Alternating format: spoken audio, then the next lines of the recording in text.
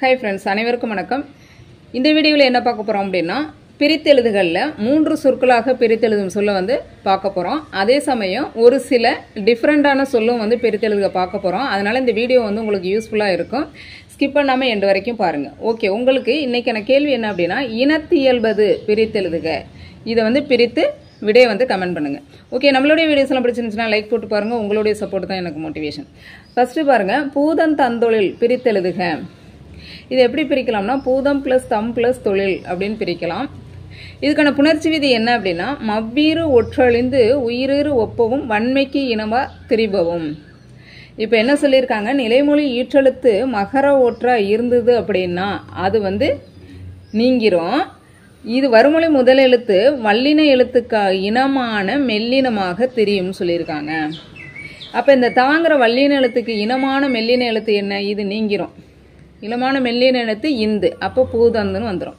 அதே மாதிரி தான் அடுத்ததும் மவ்வீறு ஒற்றழிந்து அதுக்கு இனமான அதாவது இந்த தா தோ இதுக்கு இனமான மெல்லின எழுத்து என்ன, இந்து. அப்போ இங்கேயும் இந்துன்னு வந்துடும், இந்த இடத்துலையும் இந்துன்னு வந்துடும். அதான் பூதம் தந்தொழில். ஓகேவா. அடுத்தது நடுவிகந்தாம். இது எப்படி பிரிக்கலாம் அப்படின்னா நடுவு பிளஸ் இகந்து பிளஸ் ஆம். இது ஃபர்ஸ்ட் வந்து இது ரெண்டையும் எடுத்துக்கணும். இப்போ நீங்கள் எக்ஸாமில் கூட இந்த நடுவிகந்தாம் நீங்கள் நேரடியாக அதுக்கான ஆன்சரை பார்க்காதீங்க. உங்களுக்கு வந்து கஷ்டமான பிரித்தெழுதுகள்லாம் வருது அப்படின்னா 4 ஆப்ஷனை எடுத்து ஒவ்வொன்றா வந்து புணர்ச்சி விதியை வந்து ஃபாலோ பண்ணி இது வருதா, நீங்களே வந்து புணர்ச்சி விதியை யூஸ் பண்ணி அதை வந்து நீங்கள் சேர்க்க பார்க்கலாம். அந்த மாதிரி சேர்க்கும் போது இந்த மாதிரி நடுவிகந்தாம் அப்படிங்கிறது வருதான்னு பார்க்கலாம். அப்படி வந்துச்சு அப்படின்னா அதுதான் ஆன்சர் அப்படிங்கிறத நீங்கள் தேர்ந்தெடுக்கலாம். இப்போ எக்ஸாம்பிளுக்கு இது ஒரு ஆப்ஷனாக இருக்குது. இப்போ இதை நான் என்ன பண்ணுறேன், ஃபஸ்ட்டு இதையும் எடுத்துக்கிறேன். இது நிலைமொழி, இது வருமொழி. அப்போது இதனுடைய ஈற்றெழுத்து இது, முதல் எழுத்து, இதை பார்க்குறோம். இப்போ என்ன சொல்லியிருக்காங்க, உயிர்வரின் உக்குரல் மெய்விட்டு ஓடும். இந்த ஊவை பிரிச்சிங்கன்னா இவ்வு ப்ளஸ் ஊ. அதாவது வருமொழி முதல் எழுத்து உயிரெழுத்தா இருந்து இங்க ஊ வந்துச்சு, நிலைமொழி ஈற்றுல ஊ வந்துச்சுன்னா அது மெய்யெழுத்தை விட்டு நீங்கிரும். இந்த ஊ வந்து நீங்கிரும். நீங்கவும் மீதி என்ன இருக்கும், இந்த இவ்வு தான் இருக்கும்.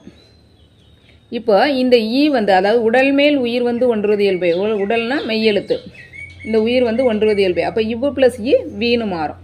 அப்போ நடுவிகந்து பிளஸ் ஆம் அப்படின்னு மாறும். இப்போ திரும்ப பாருங்க, இந்த தூவை பிரிச்சிங்கன்னா இத்து பிளஸ் ஊ நம்ம இங்கே பார்த்தோம்.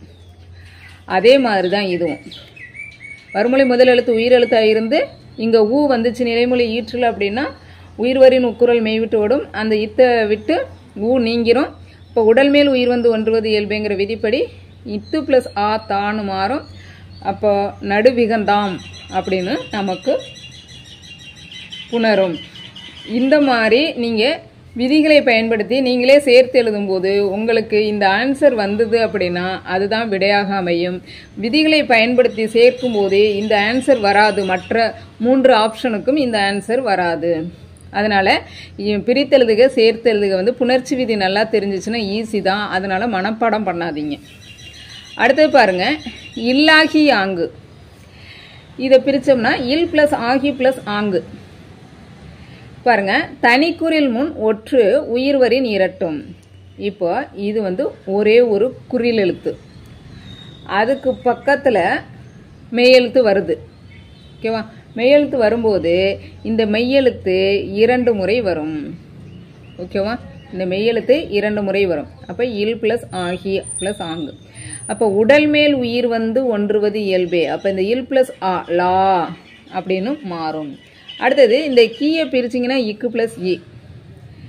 இந்த விதி பாருங்க, இ ஐ ஆகியன முன் உயிர்வரின். இப்போ இந்த ஈற்றெழுத்து ஈயோ அல்லது ஈயோ அல்லது ஐயோ இது 3ல் ஏதோ வந்து வருமொழி முதல் எழுத்துல உயிர் வந்தது அப்படின்னா யகர உடம்படுமை தோன்றும். பாருங்க, இல்லாகி யகர உடம்படுமை தோன்றும்னு பார்த்தோமா, ஈ வரும் பிளஸ் ஆங்கு. இப்போ உடல் மேல் உயிர் வந்து ஒன்றுவது இயல்பே அப்படிங்கிற விதிப்படி இந்த ஈ அதாவது இந்த உயிரெழுத்து வந்து இதோட போய் சேரும். அப்போ இ பிளஸ் ஆ யான்னு மாறும். அப்போ இல்லாகி யாங்கு. ஓகேவா.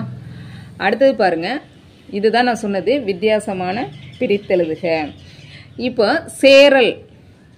சேரல்னா பொருள் என்னன்னு தெரிஞ்சுக்கணும். செல்லுதல் அப்படிங்கிறது தான் பொருள், அதுக்கான பொருள். அப்போ இது எப்படி பிரிக்கலாம்னா செல் பிளஸ் தல் அப்படின்னு பிரிக்கலாம்.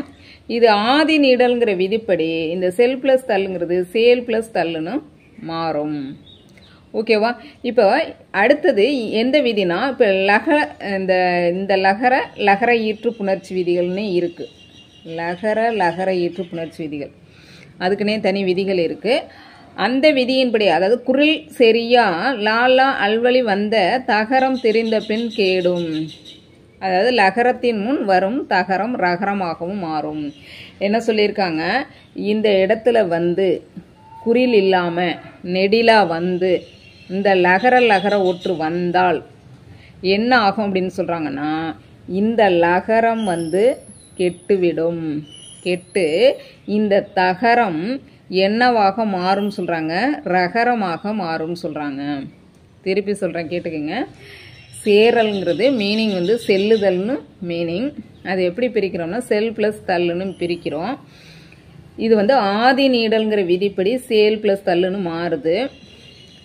இந்த நிலைமொழி ஈற்றெழுத இல் அல்லது இல் இப்படி வந்துச்சுன்னா இதுக்கு வந்து லகர ஈற்று சிறப்பு விதிகள்னே நிறைய இருக்குது. அதுக்கு இதில் என்ன சொல்கிறாங்க, இது வந்து குறிலா இல்லாமல் குரில் சரியா அப்படின்னா நெடில் எழுத்தா இருந்து லாலா அல்வழி வந்த தகரம் தெரிந்த பின் கேடும்.